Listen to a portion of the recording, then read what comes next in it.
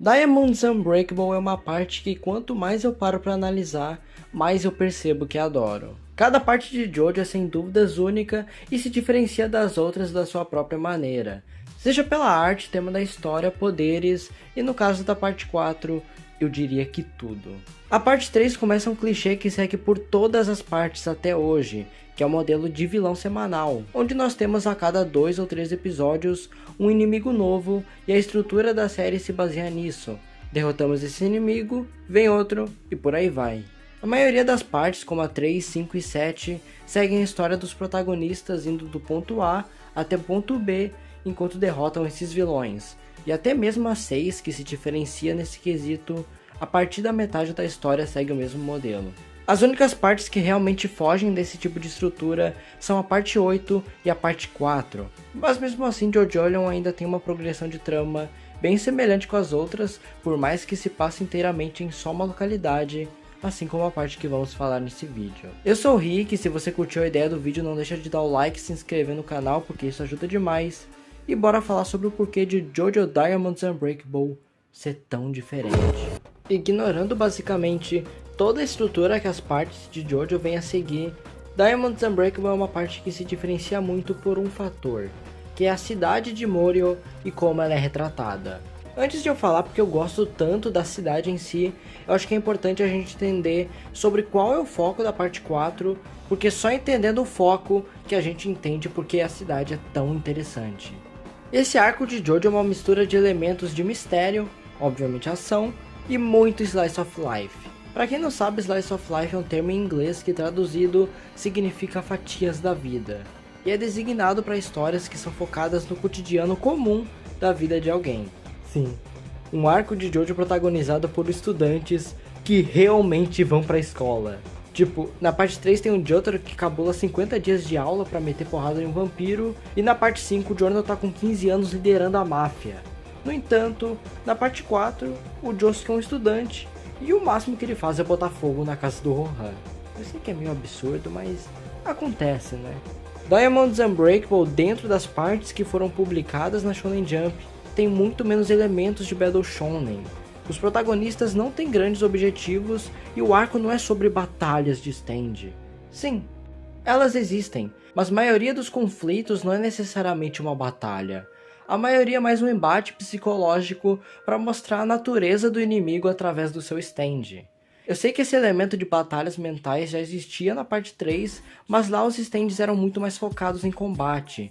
Já aqui, como lidamos com habitantes de uma cidade do interior que por acaso ganharam poderes, os stands são muito mais focados em extrapolar a criatividade do Araki do que fazer uma luta difícil ou necessariamente épica. E isso é totalmente condizente com o arco, afinal, ele é sobre isso, é sobre a cidade e os seus habitantes. Eu sei que tem gente que não gosta, mas particularmente eu adorei isso. Nós temos um episódio inteiro do Josuke e do Okuyasu no restaurante. Uma ideia que tem tudo para ser chata e esquecível, mas pela abordagem diferenciada do Araki, o episódio se torna muito divertido e é lembrado até hoje como um dos mais legais da parte 4. Sim, um episódio inteiro dos personagens provando comida é um dos mais memoráveis. Mano, o Araki é incrível. Fora que ainda existem boas lutas, só que elas são muito mais diversificadas aqui. Nós temos desde a porradaria bruta estilo parte 3, até perseguição de moto, lutas furtivas, caça-ratos e um anão tentando fugir de uma yandere que sequestrou ele. O Araki aprimorou muito mais o uso das stands, e elas combinam totalmente com essa proposta do arco, que não é ser algo realmente dedicado à luta, e sim no cotidiano bizarro dos protagonistas. Justamente por isso que não temos tantas stands apelonas no quesito corpo a corpo, afinal o elenco é principalmente composto por pessoas normais.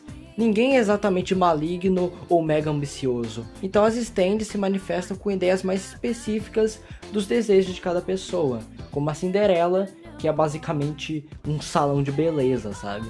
Obviamente temos stands mais poderosos como Echoes, Red Hot Chili Peppers e The Hand, mas vamos combinar que essas stands são exceções. Esse arco, diferente de todos os outros, não tem um foco no objetivo do protagonista ou uma pressão que é feita sobre ele. Eu vejo Diamonds Unbreakable como uma história sobre Morio e não sobre o Josuke. Por isso que se formos analisar, Tem vários episódios que ele sequer aparece ou não tem nem noção do que tá rolando. E alguns desses são episódios importantes pra trama, como os 2 primeiros conflitos com o Kira, por exemplo. Como eu disse, o Josuke não tem grandes ambições. Ele só tá vivendo a adolescência sem ter grandes preocupações ou perigos em seu caminho. Então o foco se expande em basicamente todo o elenco se aventurando pela cidade. Muita gente vê isso como problema porque o protagonista não tem tanto protagonismo, mas na minha opinião isso condiz com o objetivo da parte 4. Ela não é sobre alguém que quer alcançar algo ou que tem que se encontrar espiritualmente. Ele tem suas peculiaridades, mas é como qualquer outro personagem do elenco. Então, ele não ter tanto destaque assim não diminui o personagem. No caso, só eleva os outros. Afinal, numa história sobre uma cidade, a gente tem que gostar e conhecer quem vive lá. Então eu não trocaria esse elemento da parte por mais destaque pro Josuke. Jamais. Basicamente a trama dessa parte é dividida em 2 etapas.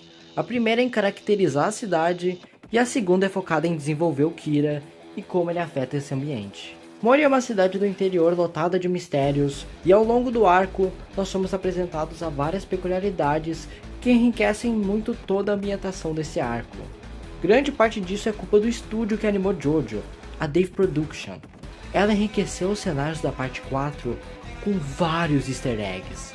Podemos ver o Kira, o vilão principal do arco, aparecendo como figurante mais de uma vez durante episódios aleatórios.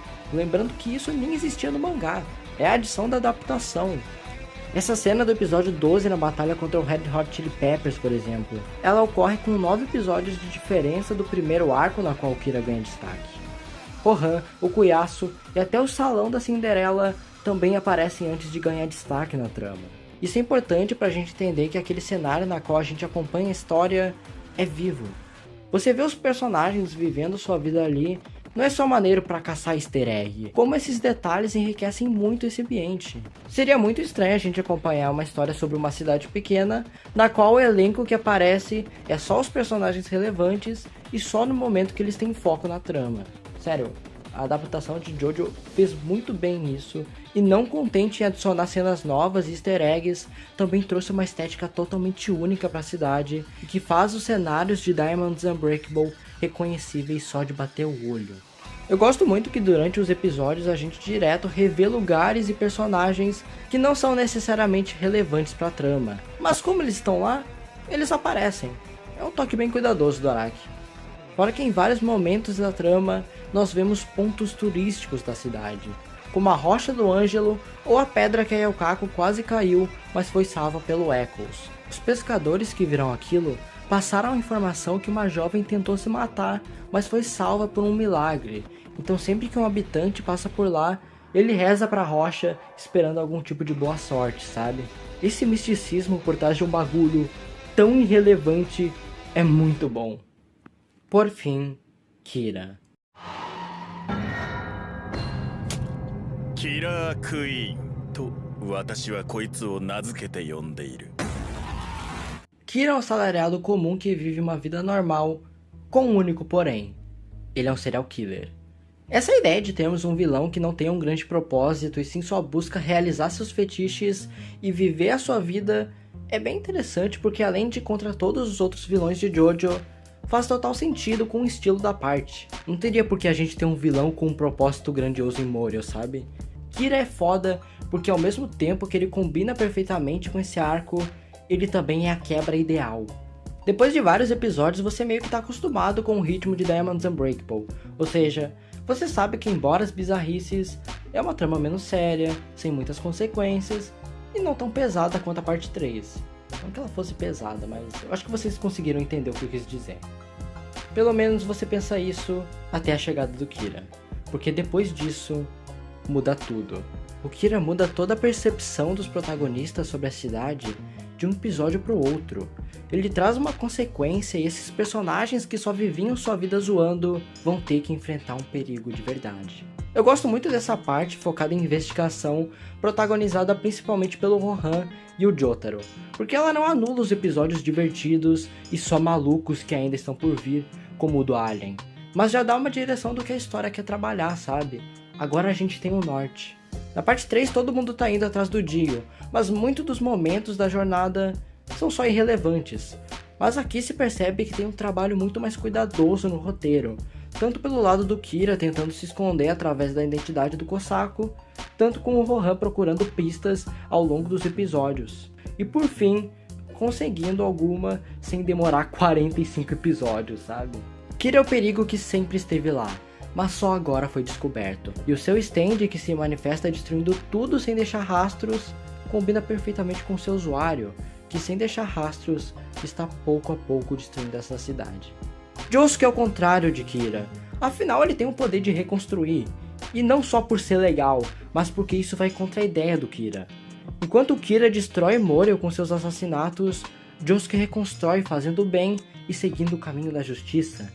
Obviamente ele não pode ressuscitar os mortos, por isso a cidade tem feridas que talvez jamais sarem, mas mesmo assim ele se sacrifica para impedir novas cicatrizes de existirem. Eu gosto muito do embate desses dois, e embora o Josuke propriamente não tenha vencido Kira, ele foi a chave principal para isso ocorrer, e eu já acho isso importante o suficiente. Eu entendo quem não gosta da parte 4. Depois da parte 3 você espera algo semelhante, mas um pouco mais polido, então muita gente foi para a parte 4 com a expectativa de ver o que é a parte 5, que são uma sequência de lutas de vida ou morte com inimigos preparados para acabar com os protagonistas. E aí acabou obviamente se decepcionando, porque não tem nada a ver com o estilo da parte 4. No entanto, se você vê Diamonds Unbreakable pelo que ela quer ser, eu acho que ela se torna bem interessante e ganha um charme a mais. Ela não é uma das minhas partes favoritas, mas eu não vou negar que eu gosto muito da parte 4 e o seu Slice of Life dentro da cidade de Morel. Enfim, o que você acha da parte 4 e a maneira que a história progride? Me diz aí nos comentários que eu tô sempre lendo. Deixa o like e se inscreve porque isso ajuda demais. Eu sou o Rick, tenha um bom giorno.